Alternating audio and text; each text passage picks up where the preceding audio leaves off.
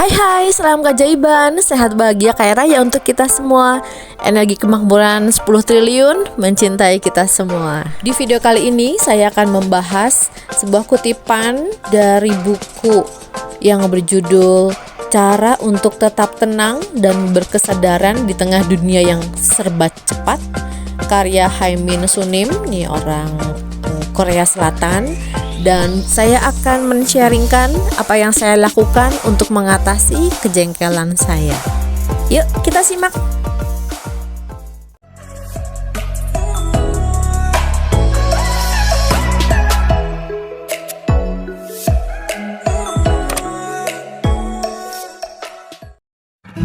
Kita biasanya menganggap batin dan dunia tidak saling berkaitan.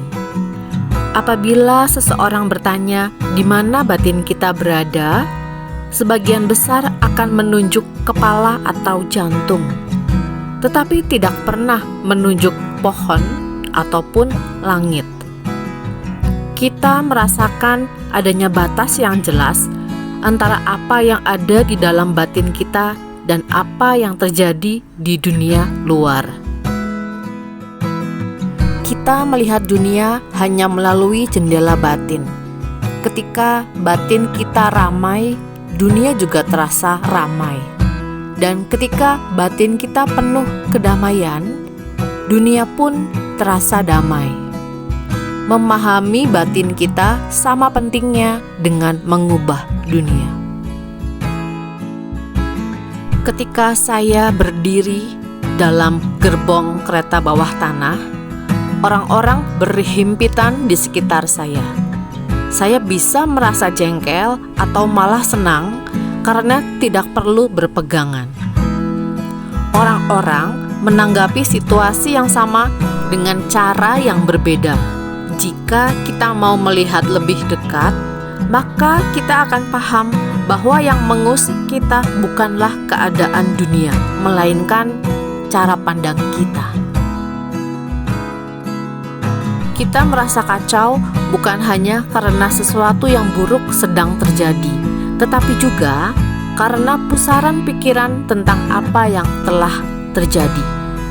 Ketika kita dipenuhi perasaan tidak nyaman, janganlah disimpan dan diingat terus-menerus, tapi biarkan perasaan itu mengalir.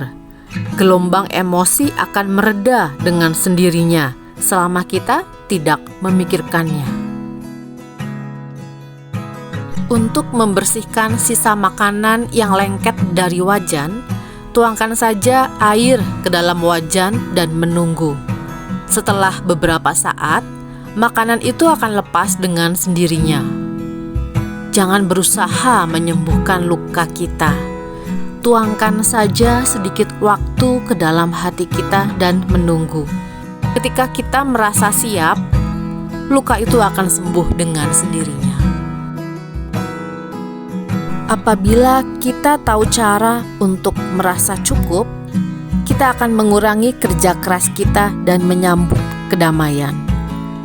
Apabila kita tahu cara untuk merasa cukup, kita bisa menikmati waktu bersama orang terkasih di sisi kita. Apabila kita tahu cara untuk merasa cukup, kita bisa berdamai dengan masa lalu dan membuang beban hidup kita. Apabila kita tidak dapat mengubah keadaan buruk, bahkan setelah mencoba berulang kali, kita harus mengubah cara pandang kita. Sesungguhnya tidak ada yang benar-benar baik atau buruk. Baik atau buruk itu relatif. Bandingkan keadaan kita dengan keadaan orang lain yang lebih buruk. Sekarang keadaan kita jadi tidak jelek-jelek amat. Ketika kita merasa tertekan, sadari tekanan kita. Ketika kita merasa jengkel, sadari kejengkelan kita. Ketika kita merasa marah, sadari amarah kita. Saat kita menyadari perasaan-perasaan itu, kita tidak lagi terhanyut di dalamnya. Kesadaran membuat kita mampu melihat perasaan-perasaan itu dari luar.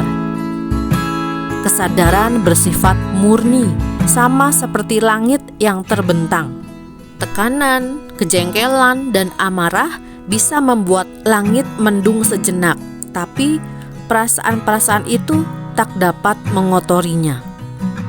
Perasaan negatif datang dan pergi seperti awan mendung, tetapi langit yang terbentang luas akan tetap ada. Sama seperti racun yang memenuhi tubuh. Apabila amarah, keputusasaan, atau duka menumpuk dalam hati kita harus melakukan sesuatu untuk mengeluarkannya. Berlatihlah, ceritalah kepada mentor kita. Bermeditasilah sambil memikirkan kebaikan dan kasih sayang. Saat kita mulai mencoba melakukannya, racun itu akan mulai kehilangan cengkeramannya. Apakah kenangan membuat kita sakit hati? Cobalah untuk terus berada di masa kini. Alihkan perhatian kita ke saat ini dan sekarang.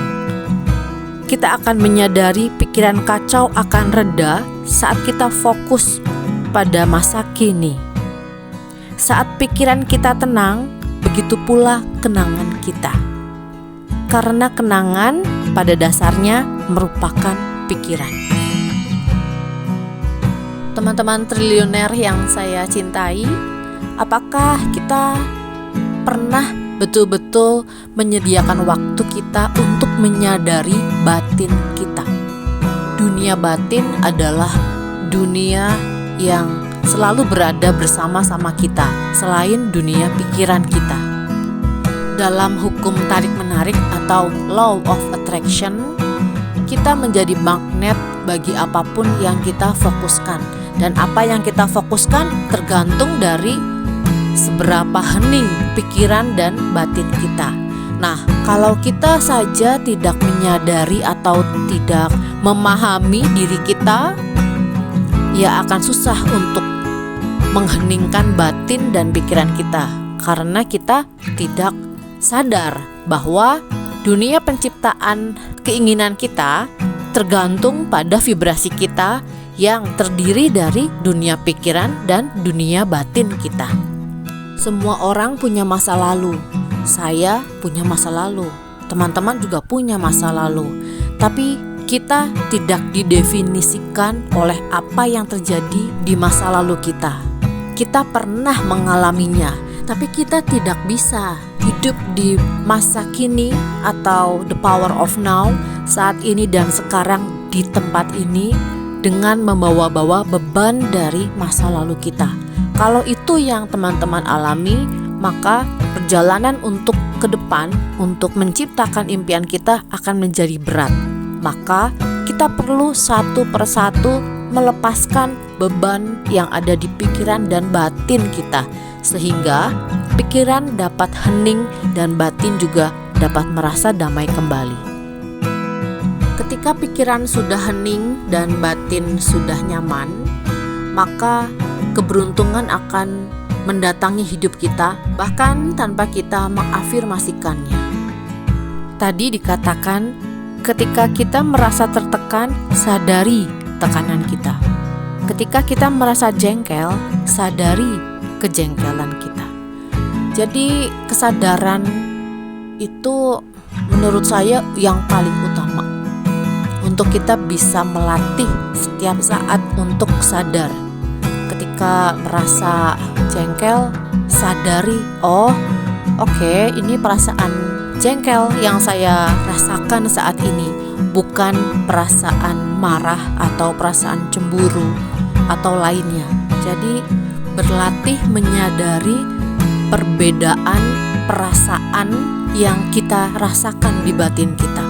Ini kita sedang mengenal dan memahami diri kita.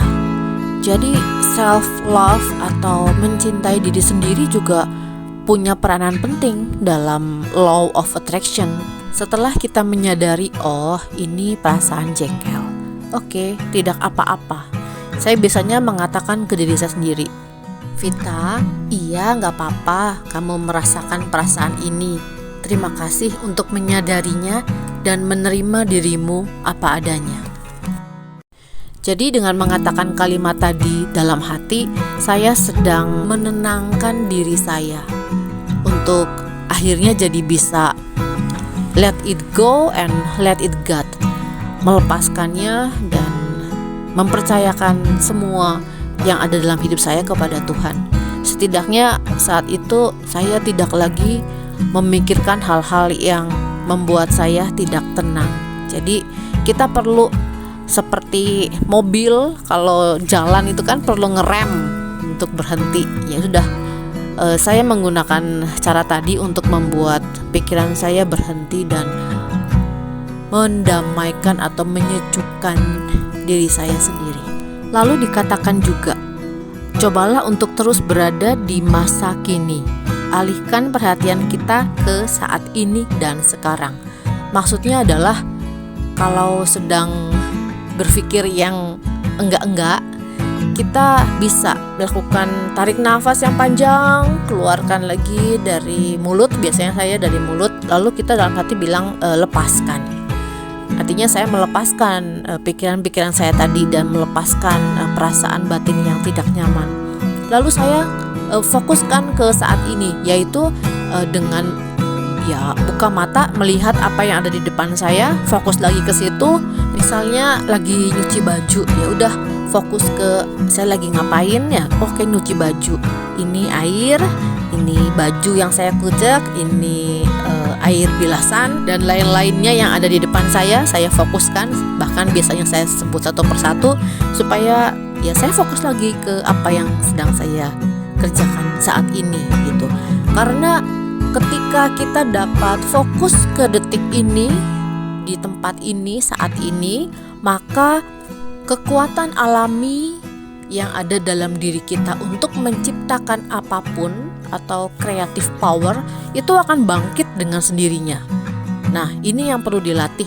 Memang hubungannya ya antara pikiran yang kemana-mana dengan batin yang suka tidak tenang, dan juga kekuatan untuk fokus ke detik ini atau the power of now.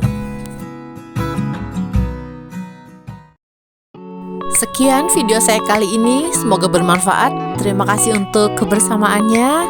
Saya Vita Mansyah Trainer, jiwaku mencintai jiwamu. Semangat!